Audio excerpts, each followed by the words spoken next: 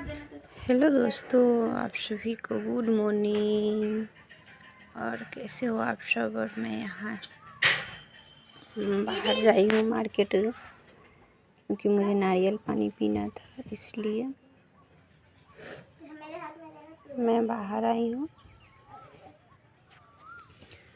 और मेरा नारियल पानी पीना हो गया था और मैं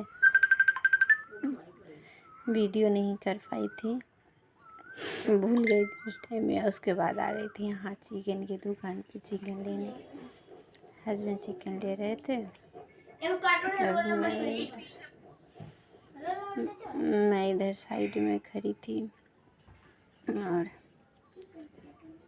साइड में खड़े रहते मुझे एक और दुकान दिख गया था,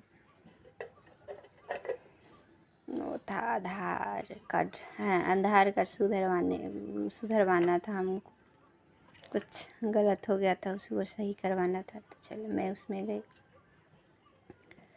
और आप लोग को वीडियो कैसा लगा तो देख के लाइक कमेंट करिएगा।